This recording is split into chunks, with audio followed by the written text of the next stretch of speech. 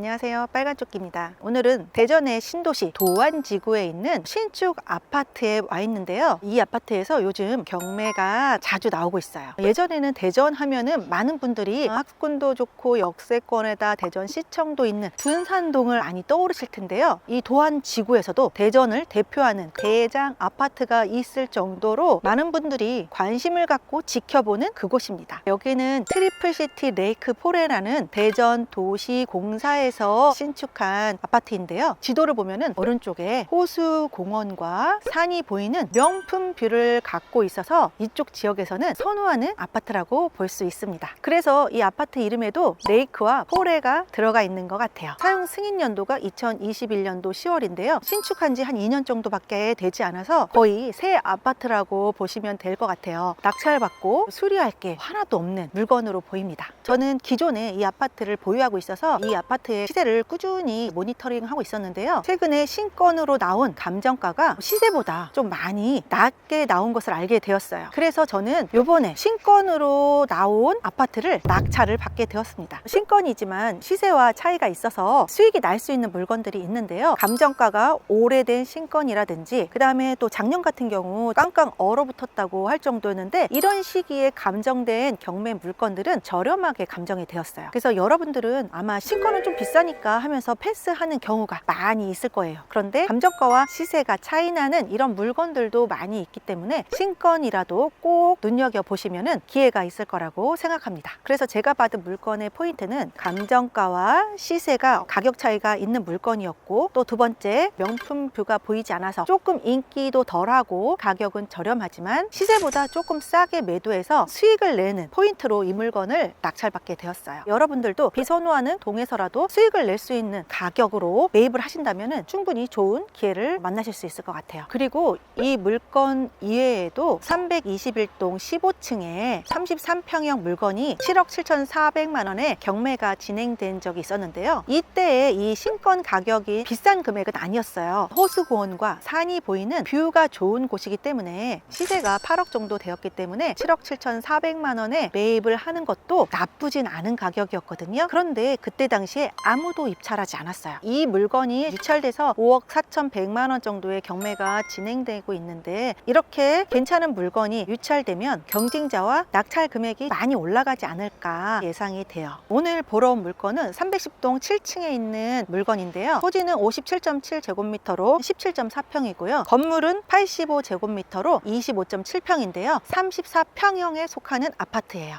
최초 감정가가 8억인 물건이 1회 유찰되어 5억 6천만 원의 경매가 진행 중에 있습니다. 이 물건은 2023년 8월 달에 감정평가 되었거든요. 그런데 제가 낙찰받은 물건은 6월 달에 감정평가가 되었는데요. 두 달 만에 7억 1,900만 원에서 8억 원으로 상승한 걸로 보면 이 동네 시세가 점점 상승하고 있다라는 것을 또 감정가격을 통해서도 볼 수가 있어요. 권리 분석을 보면은 말소 기준 권리가 소유권을 이전하면서 금융기관에서 대출을 받을 때 근저당을 설정을 했어요. 그렇기 때문에 권리 분석에는 크게 이상은 없어 보이고 소유자와 명도를 진행하면 될 것 같아요. 그리고 미납 관리비가 몇십만 원 있으니까 이 부분은 명도하실 때 잘 협의를 하시면 될 것 같아요. 여러분들이 여기서 주의할 점은 아파트는 시세 파악이 쉬우니까 임장을 안 하시고 입찰을 하시는 분들도 계세요. 아파트마다 뷰가 좋다든지 인테리어가 뭐 잘 되어 있다든지 학교가 가깝다든지 여러 가지 요인에 의해서 가격 차이가 날 수 있기 때문에 현장에 직접 못 오시면 전화 임장을 통해서라도 입찰 가격에 실수하지 않도록 주의하셔야 될 것 같아요. 그러면은 우리 명품 뷰가 보이는 곳 한번 보시고 우리 현장 가보도록 할게요.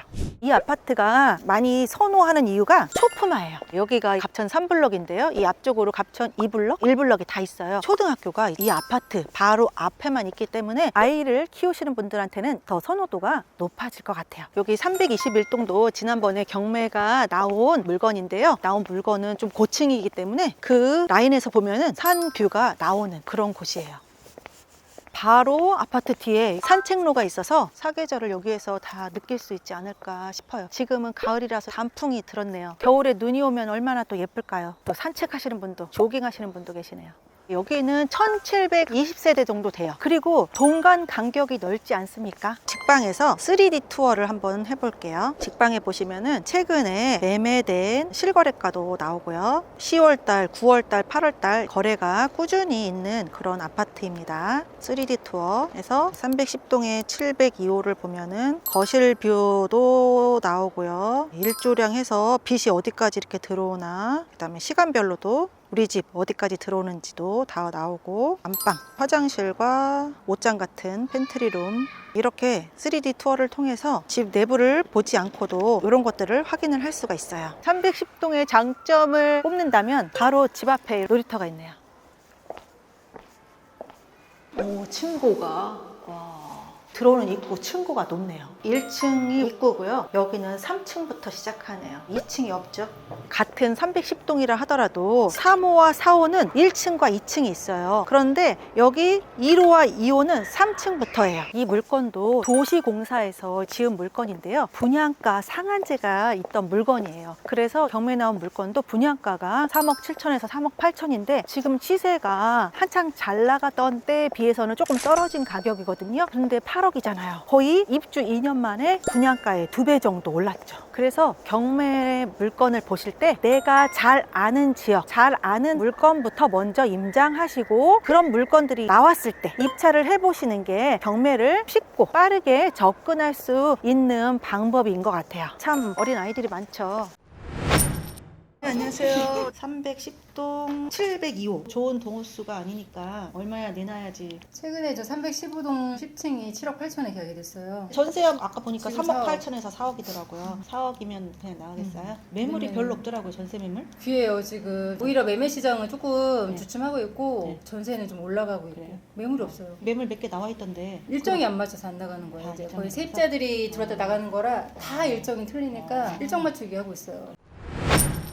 부동산에서 시세도 확인해 봤는데요. 전세 매물 같은 경우는 네이버 매물에 전세 매물이 몇 개 올라와 있긴 하지만 입주 날짜가 안 맞아서 나와 있는 매물이기 때문에 낙찰받고 바로 전세를 놓는다면 수요가 어느 정도 있어서 잘 나갈 수 있다. 그리고 전세 가격도 여기는 선순위 대출 플러스 전세 보증보험을 가입한 전세 세팅도 가능한 그런 곳입니다. 만약에 7억으로 낙찰을 받는다라고 가정했을 때 현재 전세 시세는 4억이지만 선순위 대출 1억 원에 전세 보증금 한 3억 7천을 받을 수 있다고 하는데요. 그러면은 전세 시세 4억에 비해서 3억 7천은 3천만 원 정도 전세 보증금을 깎아주지만 결국 1억 원 정도 대출을 활용할 수 있기 때문에 최종적으로는 선순위 대출 1억 더하기 전세 보증금 3억 7천 하면은 총 4억 7천의 레버리지를 활용할 수 있어서 낙찰받은 금액 7억에서 4억 7천을 빼면 한 2억 3천만 원의 투자금으로 운용을 할 수 있어서 최종적으로 투자금을 7천만 원 정도 줄이는 그런 효과를 가져올 수 있습니다. 다만 선순위 대출 1억 원이 있기 때문에 대출 이자는 매월 나가는 부담은 있을 거예요. 그리고 2억 원 정도 선순위 대출을 받으면 전세를 한 3억 정도에 놓을 수 있는데 그러면 총 레버리지가 5억 원 정도 돼요. 그러면 7억 원에서 5억 원의 레버리지를 빼면은 총 투자금 2억 원이 되는 거죠. 그 대신 2억 원 대에서는 대출 이자를 내야 되니까 내 투자금은 줄어드는 장점은 있지만 매월 이자를 부담해야 되므로 본인의 수입 대비 이자가 차지하는 부담들을 확인하신 후 선순위 대출을 활용하시면 투자금을 조금 줄이면서 투자를 하실 수 있을 것 같아요. 이것은 행복재테크의 칼럼에 가시면 제가 쓴 선순위 대출과 보증보험을 활용한 투자 사례라는 칼럼이 있어요. 한번 읽어보시면 이해에 많은 도움이 되실 거예요. 그리고 만약에 바로 매도를 한다라고 한다면 낙찰받고 나서 감정가의 60%와 낙찰가의 80% 중 낮은 금액 한 4억 8천으로 대출을 받을 수가 있어요. 그러면은 7억에서 4억 8천을 빼면은 투자금이 2억 2천이 되는 거죠. 이렇게 2억 2천 처음에 투자금 들어갔다가 나중에 8억으로 매도를 하면은 잔금 받고 모든 대출을 상환하는 거고, 그래서 전세는 4억 원 정도 가능하고 수요는 많이 있다라고 하시고 310동 같은 경우 매매는 7억 7천 정도 가격을 생각하시면 될 것 같아요. 선순위 대출을 받고 보증보험을 활용한 전세를 세팅한다 하더라도 최소 2억 원 이상 3억 원까지 투자금이 묶일 수 있는데요. 연초에 비해서 1억 원 정도 시세가 상승을 했고 또 멋진 자연 경관과 호수 공원이 가까이 있기 때문에 향후에도 시세는 점점 좋아지지 않을까 싶습니다. 지금은 조금 투자금이 많이 들어갈 수 있지만 시간이 흐르면 이자를 내고도 수익이 되는 그런 물건이지 않을까 이렇게 생각이 드는데요. 관심 있으신 분들은 현장에 임장하시고 또 시세도 다시 한번 파악하셔서 수익 나는 기회로 삼으셨으면 좋겠습니다. 오늘의 포인트는 신건이라도 다시 한번 잘 보시면 감정가와 시세 차이가 있는 물건에서 수익이 나는 물건을 찾으실 수 있고요. 두 번째, 지금 현재는 투자금이 많이 묶일 수 있지만